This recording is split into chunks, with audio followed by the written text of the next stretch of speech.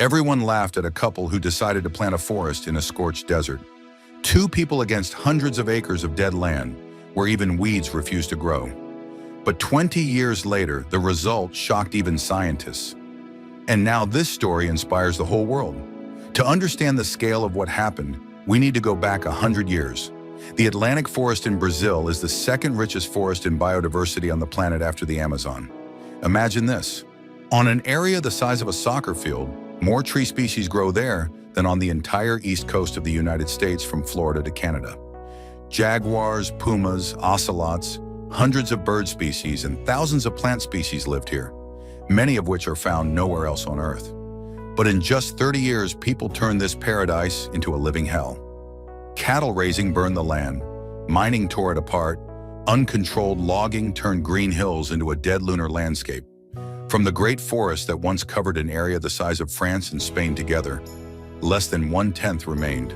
In some places, like the city of Aimoré, almost no forest was left at all, less than a tiny percent of what once was. And then, in 1994, a man who was born there returned to this small town. Sebastião Salgado grew up in these places and remembered how as a child he ran across green hills, listened to the symphony of birds at dawn, swam in crystal clear streams where the water was so transparent you could see every stone on the bottom. He left at 15 in 1959 and became one of the most famous photographers in the world. His black and white photographs shocked the world. They showed what others turned away from: wars, poverty, the Serra Pelada gold mines, where tens of thousands of exhausted people, covered in dirt from head to toe, climbed wooden ladders like ants, carrying sacks of earth in search of a few grains of gold. The genocide in Rwanda, where rivers ran red with blood and roads were covered with bodies. After that assignment, Sebastião returned home a broken man. He had seen so much death that he felt like he was dying inside. "My body was dying," he later said. He lost faith in people. He lost faith in life. So he decided to come back home, to his father's land, to somehow recover. But what he saw was another blow. Instead of the tropical paradise of his childhood, instead of green hills and singing birds, before him lay a scorched desert, red cracked soil that looked like open wounds, deep erosion furrows where water had washed away the last bits of fertile earth. Not a single tree. A dead, oppressive silence, the silence of death itself. Even weeds did not grow there. Think about that. Weeds that break through asphalt, that grow in the most impossible places, refused to grow on this land. The land was so dead, so poisoned and exhausted, that nothing at all could survive on it. The dried up stream beds looked like scars on skin. Not a single bird, not a single animal. Not a single sound except the whistle of the hot wind lifting red dust. The land was sick like I was. Everything was destroyed, Sebastião remembered. He stood on the hill where he had once played as a boy and looked at this dead desert. And in that moment he understood. People had done this. People had destroyed paradise. And if people were capable of destroying, maybe they were also capable of restoring. And then his wife, Lélia Wanek Salgado, the woman who had always been by his side, who edited his photographs, organized his exhibitions, raised their children, said the words that changed everything. "Let's plant the forest back." Many thought it was madness. How can you restore a forest on land where even grass does not grow? Sebastião was a photographer. Lélia was an architect. They were not foresters, not botanists, not scientists. They had no experience in forestry, no team of specialists, no huge budget. All they had was land, around 1,500 acres of dead soil, about the same as 800 soccer fields. And an idea that seemed impossible, an idea that most people would call the fantasy of dreamers, out of touch with reality. But they decided to go ahead, maybe because they had nothing left to lose, maybe because after witnessing so many deaths, you want to create at least a little life, maybe simply because sometimes the craziest ideas turn out to be the only right ones. In 1998, Sebastião and Lélia founded Instituto Terra, a nonprofit organization for restoring ecosystems. And something unprecedented happened. For the first time in Brazil's history, The government agreed to give the status of a natural reserve to completely degraded dead land, on the condition that the couple would bring it back. It was an act of desperate faith.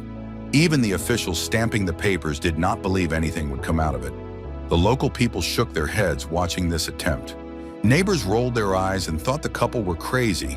Instead of raising cattle and earning at least something, these two planned to plant trees on land where nothing grew. They said Salgado had lost his mind after Rwanda. They said it was money and time thrown away. They said, wait a year or two. They'll see it is impossible and give up this nonsense. But the couple did not step back. The first planting took place in December 1999. It was a touching and at the same time strange day. They were helped by school children from the city of Amarez, ordinary kids who came after their lessons. They dug small holes in the stony, dead soil, planted fragile seedlings on the scorched hills, watered them from buckets, not knowing if even one would survive. The teachers told the children that they were part of something important, an attempt to bring back the forest. But even the teachers were not sure it would work. And then hell began. Imagine, you plant 100 trees and less than half survive. The rest dry out, turn yellow, die despite all your efforts. The soil was too poor, too hot, too little moisture, the wrong tree species, the wrong time for planting, the wrong depth. Thousands of variables, and each mistake cost the lives of dozens of seedlings. The first years felt like a war with nature that they were losing. Every morning, Sebastio and Lelia climbed the hills and saw new dead saplings. Each time it was like a blow. They had to search for partners, knock on company doors, ask for funding, bring in scientists who themselves did not know for sure if it would work, build nurseries, hire people, train them, experiment with different species. Every day was a struggle with nature, which seemed to refuse to revive, which seemed to say, no, it's too late. You came too late. But Sebastião and Lelia did not give up. They turned reforestation into science. They created a seed laboratory where every seed was tested, studied, and conditions for germination were discovered. They hired botanists and agronomists. Step by step, they began to understand. They found out that you cannot just buy seeds anywhere. You must collect them only from the same region, within just a couple of miles. Otherwise, animals and insects will not return, because an ecosystem is not just a set of trees, it is a complex network of connections. Local trees are familiar to local insects, local birds, local fungi in the soil. Foreign trees the ecosystem simply rejects. They realized that each seed collection had to be marked. If the seeds were collected on a hilltop where it was dry and windy, they had to be planted on a hilltop. If collected near a stream where it was wet and shady, they had to be planted near water. A tree remembers the conditions in which its mother plant grew, and if the conditions do not match, it dies. They built a nursery, a huge greenhouse able to grow more than 1 million seedlings at the same time. It was like a small city of trees, where every seedling received care, feeding, watering, where it was observed and grown for several months before being planted in the ground. They developed a planting system. On each acre, an area about the size of a soccer field, they planted over 600 trees of 40 different species. Not one, not two as usual, but 40 all at once. Because a forest is diversity, the first 400 trees were fast-growing colonizers, pioneers that are hardy, grow quickly, create shade, and prepare the soil for the next, more demanding species. Some of these trees need 40 years to reach maturity, others 100 years, and they can live for 1,000. Imagine that.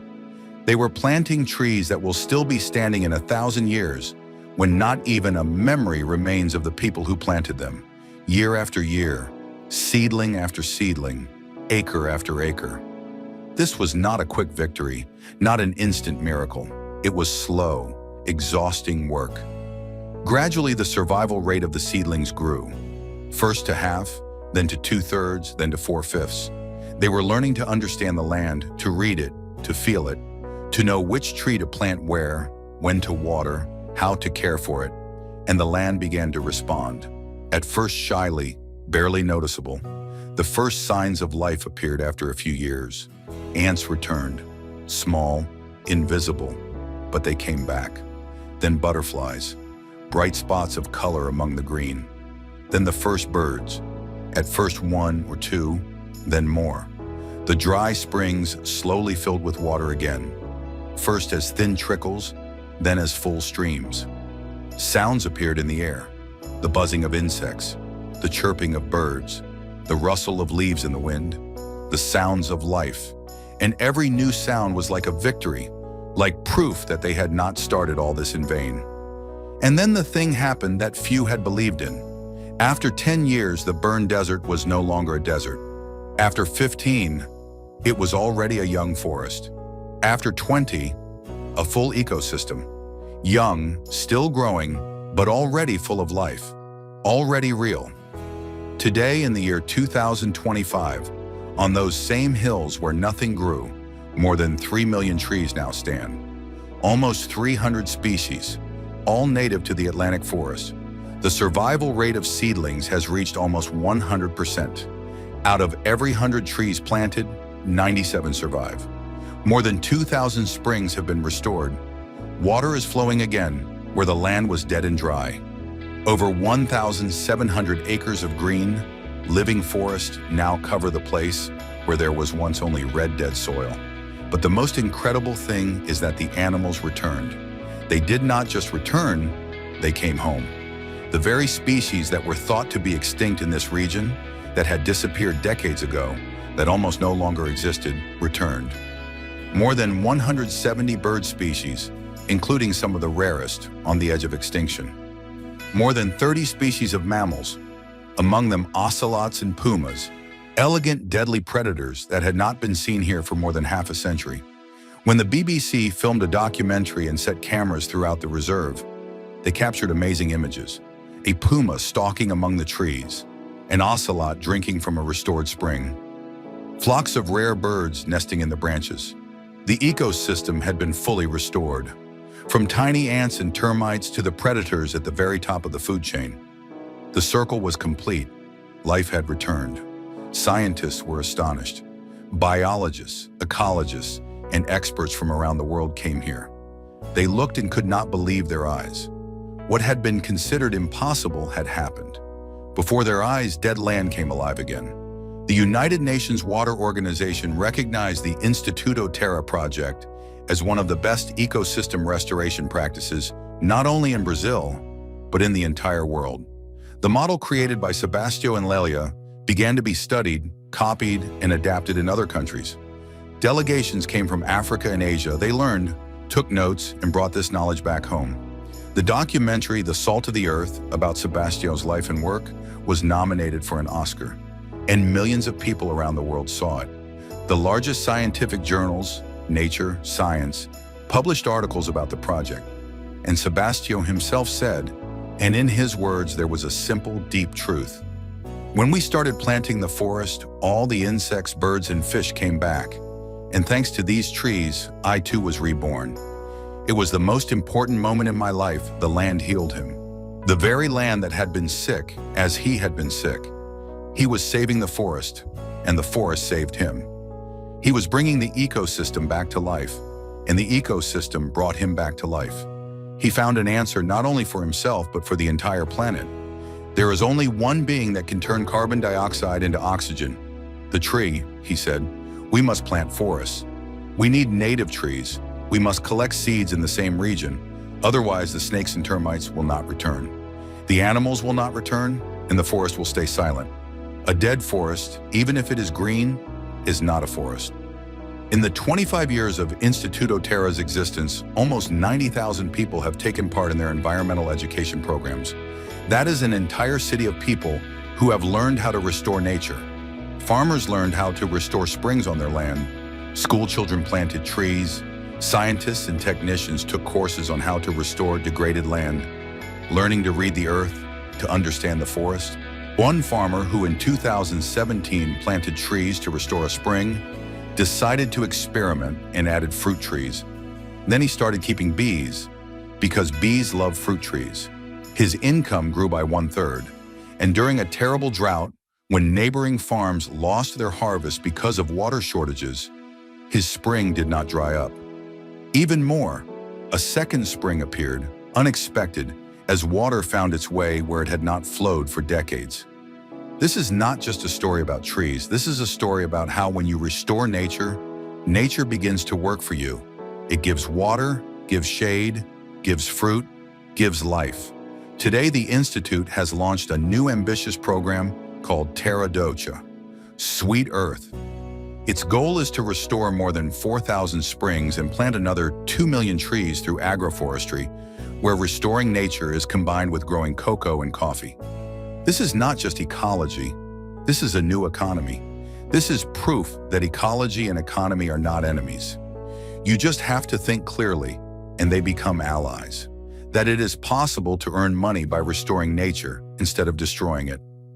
On May 23, 2025, Sebastião Salgado died in Paris at the age of 81. He lived a long, bright, full life. He documented the suffering and the beauty of the world.